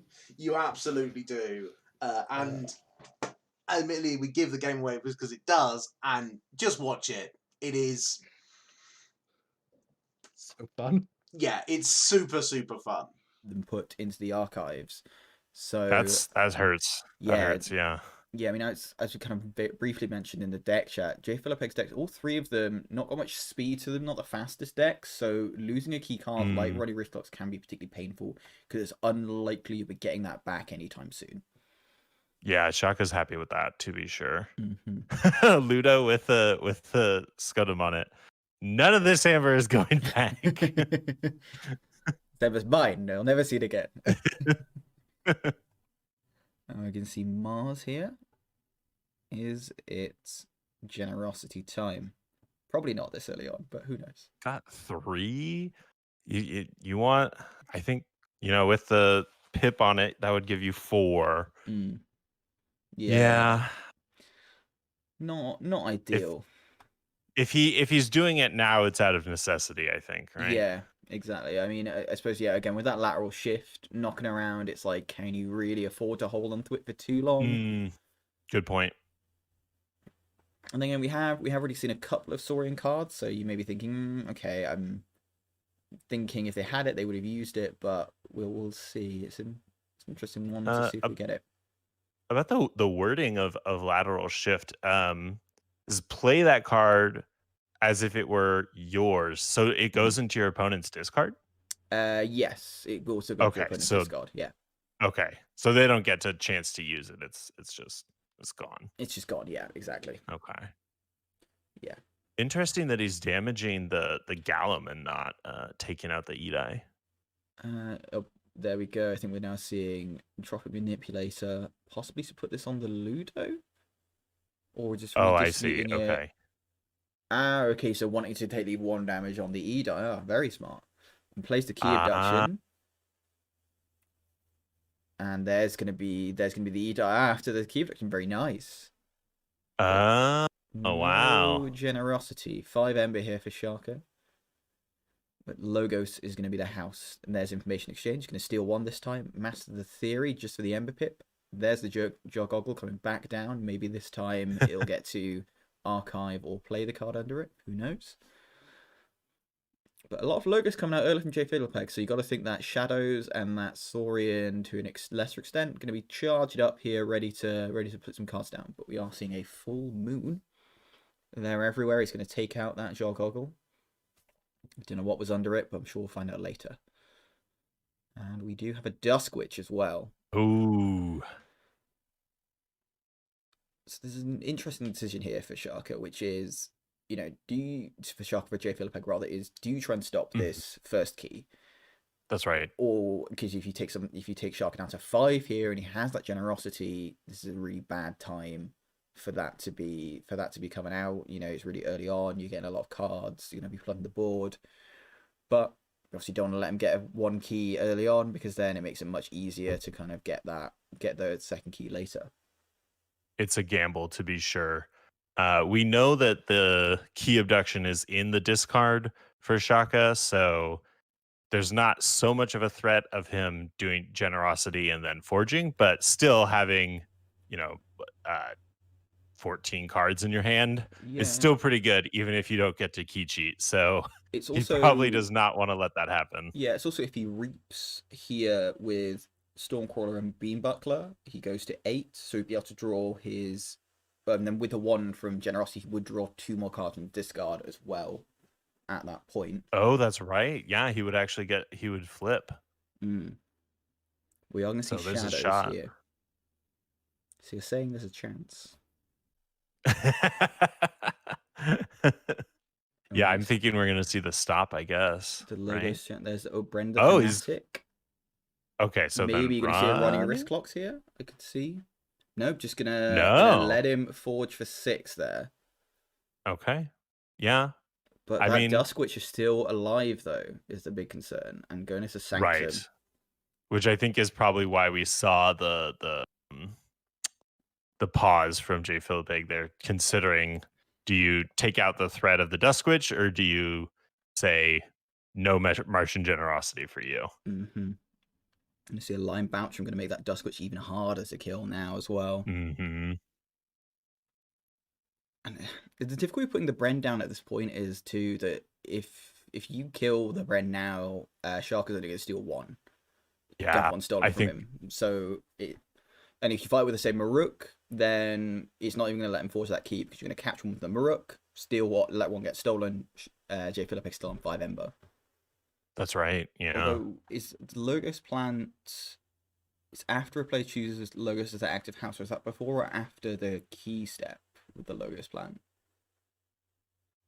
I believe it would be after, right? Because your key step is before you choose house. It is, yeah. So yeah, couldn't even get with the Logos at that point.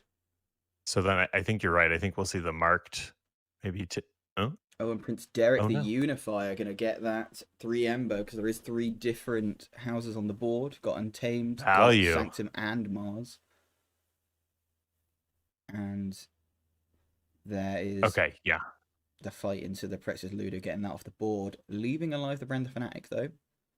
And yeah, he's back onto check straight away for SIaka. Big turn there. It's an interesting choice. I wonder why he didn't, because he could still have stopped the forge. Oh, here's the lateral I wonder shift. why he didn't. Oh, and there's the Martian generosity. No. Oh no! Oh no! Calamity for SIaka there. Oh, that is not what he wanted. And that was the perfect time for Jfilipeg as well. Draws 10 cards off of that. Gotta think he's hoping to have hit the tribute there too. Stomps the Dusk Witch. No more of that. Thank you very much, says Jfilipeg. Plays a Ludo. Right, Gal, I'm going to increase that key cost. And I suppose, now when you've not got that much generosity to worry about, suddenly you're feeling a lot more comfortable if you're Jfilipeg. Yes. Yes. It's in hot water now. Yeah, that's all she wrote there for that turn. But looking at a big hand here from Jfilipeg.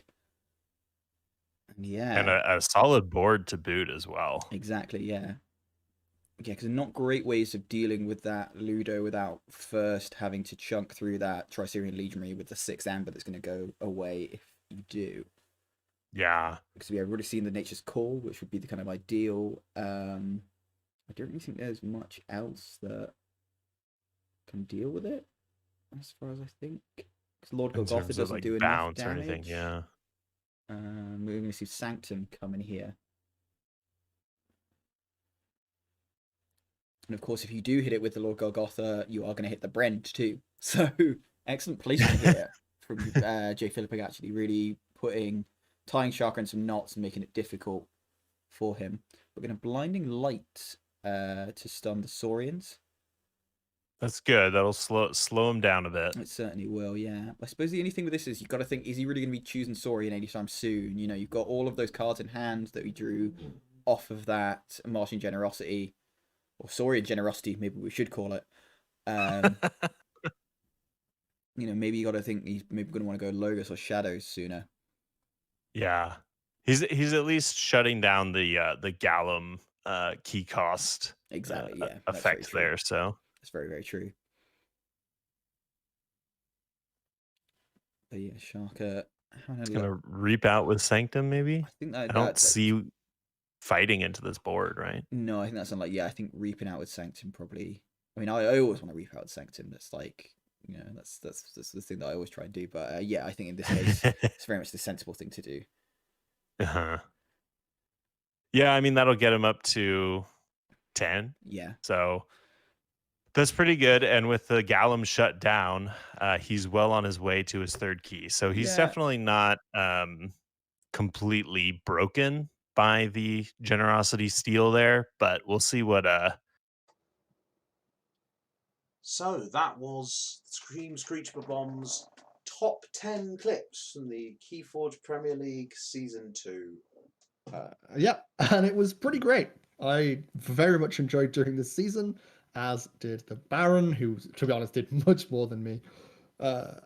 Thank you to all of our various co-commentators who we've chatted shit with throughout the last couple of months.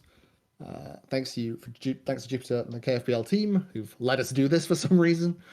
And honestly, it's been some of the best Kiivii footage I've ever seen. Yeah, I think this has been an absolutely phenomenal season, and I can't wait to see the final, which at the time that we recorded this is going to be very shortly in the future. But obviously, if you're watching this after that, it will actually be sometime in the past. But I'm sure that will also be some excellent Keyforge. So go check it out. If you thought you wanted to see the rest of any of the games that we featured, all of the matches are on our YouTube, or we'll be featuring clips in the descriptions. You can go and check those out and have a good time. I've been Callum, the Good Doctor Young. I've been Matt, Technical Support Tuck. We are Team Screech Bob-Omb. And this has been the show. Goodbye. Bye.